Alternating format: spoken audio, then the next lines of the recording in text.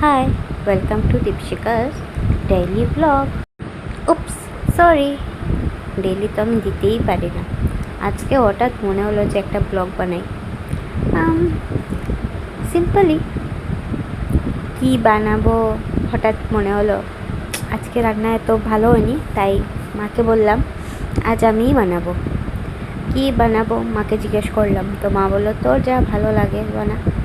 তো আমার তো রান্না করতে যেহেতু, তাই ভাবলাম ডিমের ভুজিয়াই বানানো যাক। ডিমের ভুজিয়া বলে না, আমি তো ডিম জুড়াই বলি নর্মালি। আমি যখনই মার সাথে কথা বলি বা যাই হোক, মানে আমি ডিমের ঝুড়ি বা ডিমের ভুজিয়া এসব তো বলি না, আমি ডিম জুড়া বলি। যাই হোক, তো আমি আজকে বানাবো ডিমের ঝুড়া। কী দেবো এই এমন কিছু না, সিম্পলি। তো প্রথমে তো দেখিয়েছো আমি পেঁয়াজটা কেটে নিয়েছি, দেন কাঁচা লঙ্কা আর টমেটো কেটে নিলাম। দেন আমি কড়াইটা বসিয়ে দিলাম, কড়াইটা একটু গরম হোক।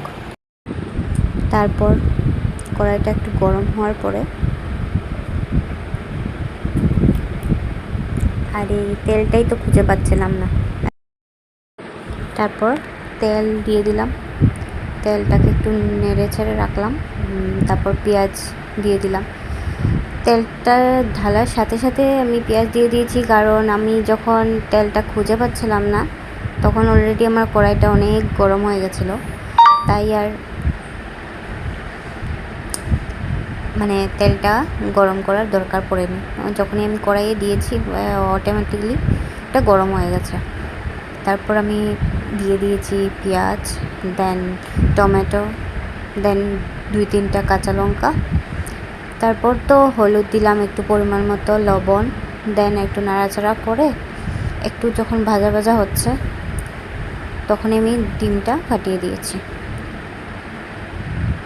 আমি 3টা ডিম ফাটিয়েছি। আর তোমাদের যা যতটা দরকার, যে যতটা খাবে, আমরা তো ঘরে 3জন মানুষ, তাই আমি 3টাই ফাটিয়েছি। কেন কি দিদি তো ঘরে থাকে না, ও তো বাইরে থাকে, সো এটার জন্য 3টাই দিলাম।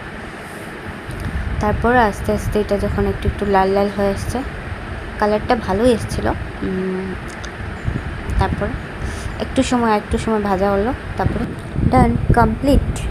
Bye bye.